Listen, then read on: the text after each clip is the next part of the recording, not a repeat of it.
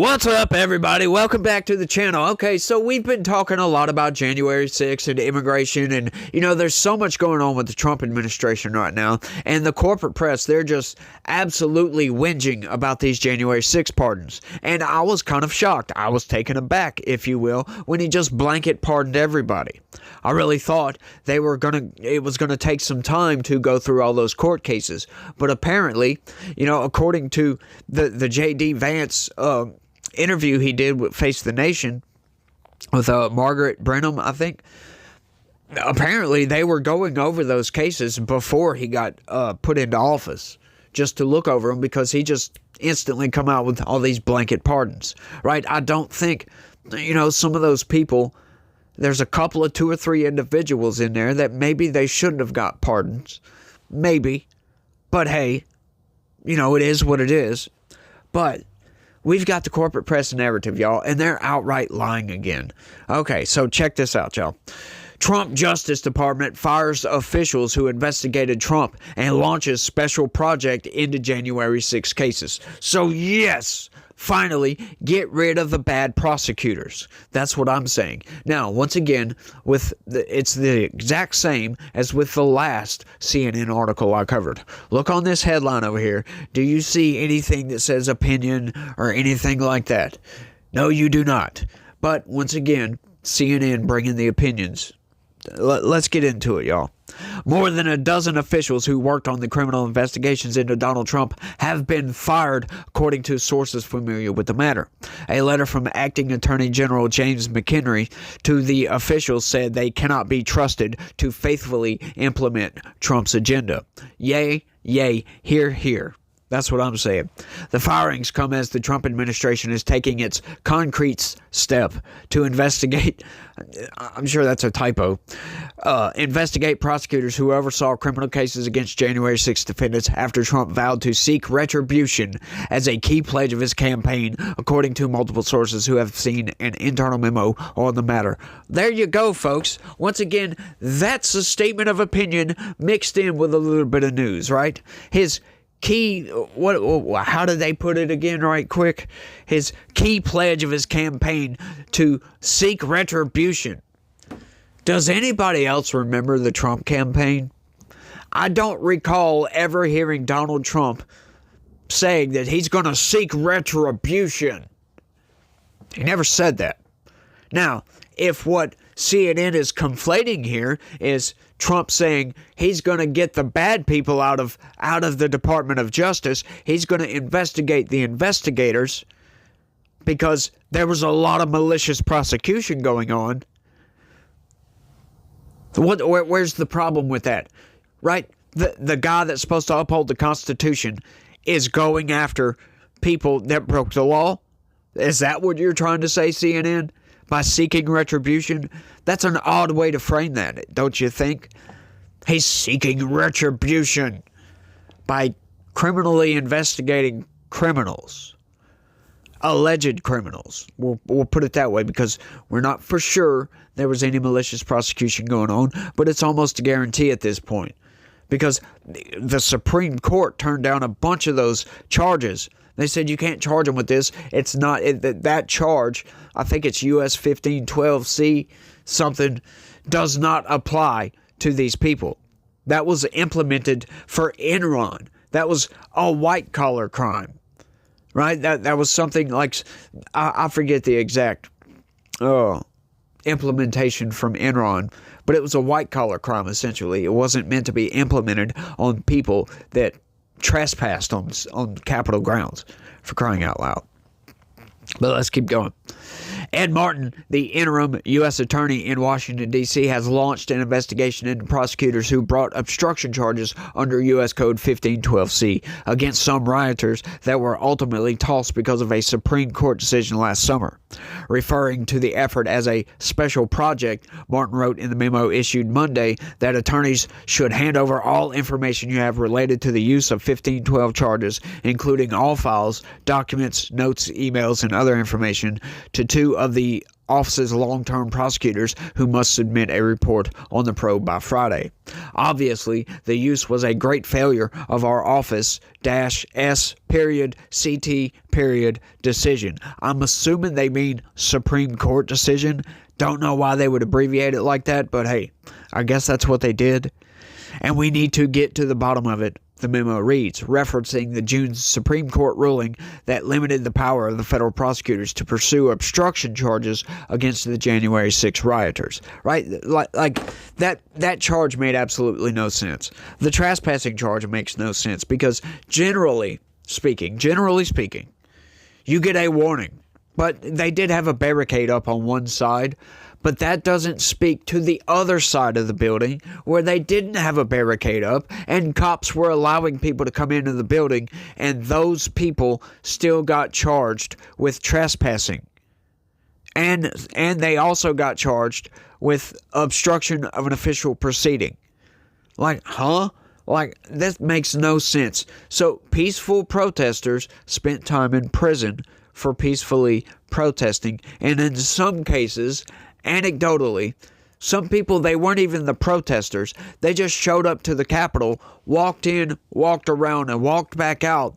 And then, 6, 8, 9 months later, had the FBI show up to their house. It's all ridiculousness, if you ask me. So, yeah, I do think, considering all the facts, that an investigation is definitely warranted for some of these prosecutors.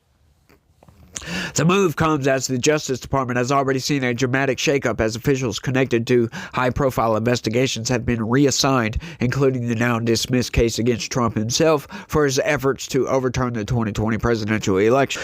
Prosecutors who worked on January 6 cases told CNN that the memo raises concerns that Trump's DOJ is beginning to investigate the investigators as he's long threatened.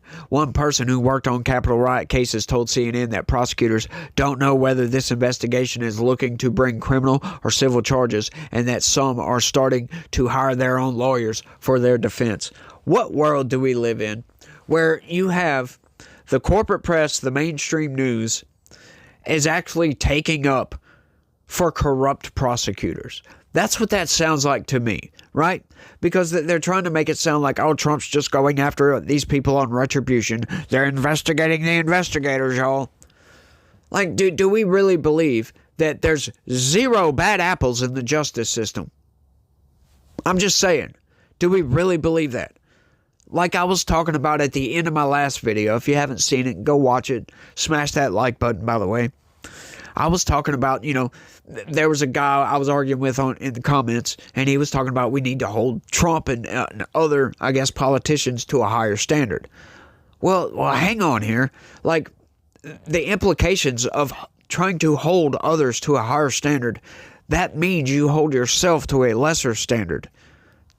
For me, that's an insult, right? I'm not going to hold myself to a lower standard than anybody else. We're all created equal. We're all human beings, for crying out loud. We all don't end up equal, right? Some, are a lot more successful than others. But at the same time, we're all still humans, and we all still make mistakes. We all still have triumphs, failures, all that, heartbreaks, you name it, right? We're all humans. So we should all be held to the same standard all the way across the board, regardless of background. Doesn't matter the background. Class, none of that matters. We should not hold ourselves to a lower standard than we do other people. Like, somebody explain why we should hold others to a higher standard than we hold ourselves. Like, I understand, you put people in positions of power, you want them to be the best of the best. But come on now, they're still human beings. I'm just saying, that's all I'm saying. We shouldn't hold ourselves to a lower standard. That's all I'm saying. A senior administration official familiar with the Martin email describes this as a fact-finding mission, noting a huge waste of resources. You really think it's a huge waste of resources to go in and find corrupt prosecutors? Are you kidding me?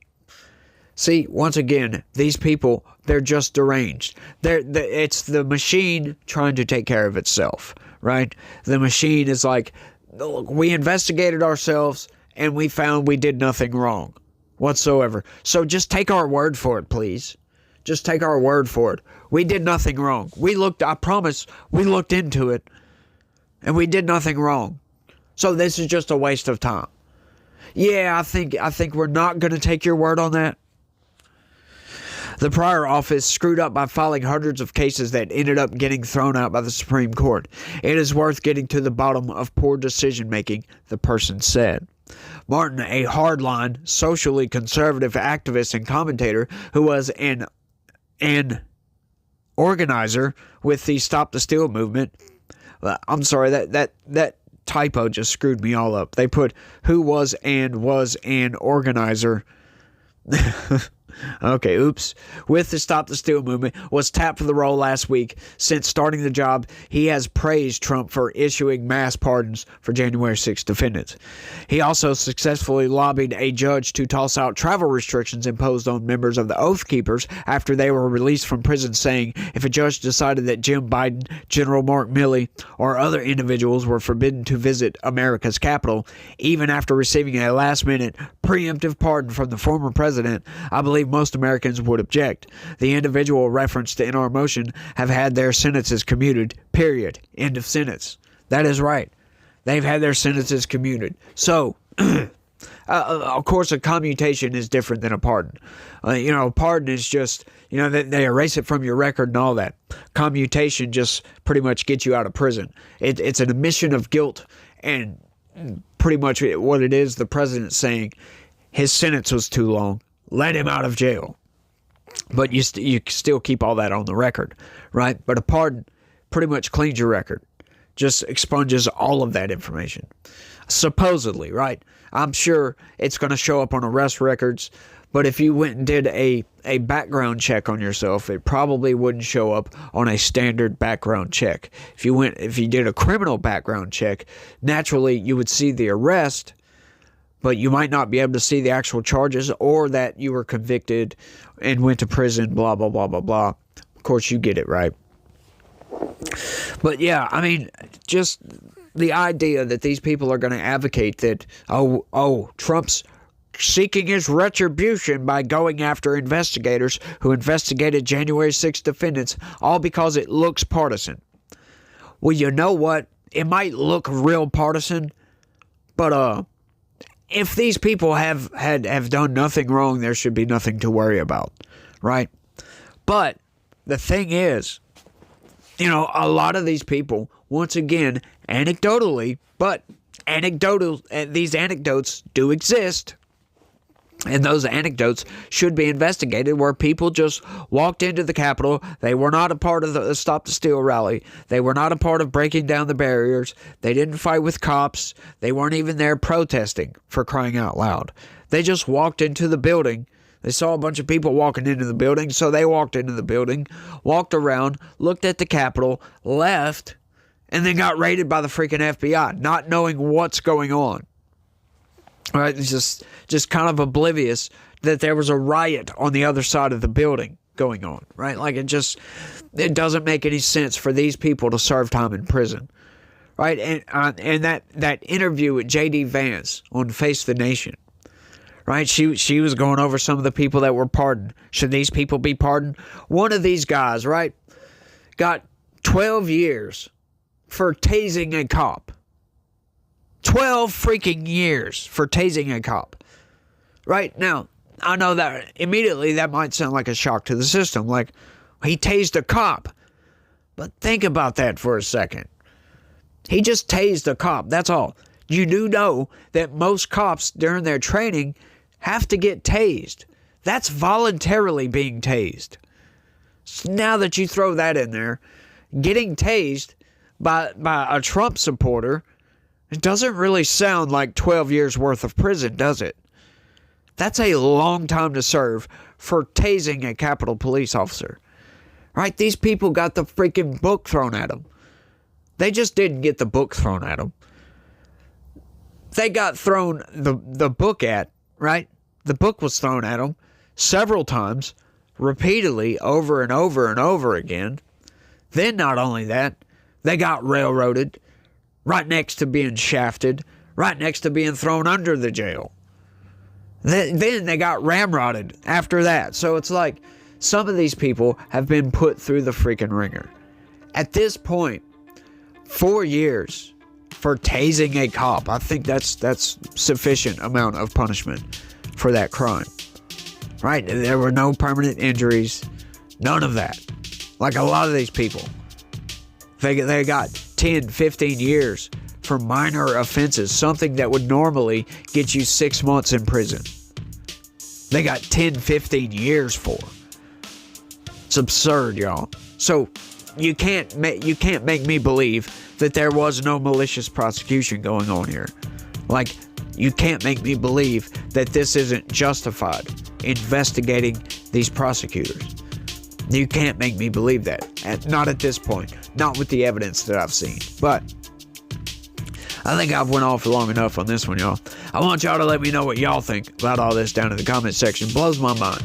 These people will just take up for the left just till the cows come home, right? But y'all let me know what y'all think. That's all I got. I want to thank everybody for watching. And y'all try to have a good day. Stay legitical. Peace.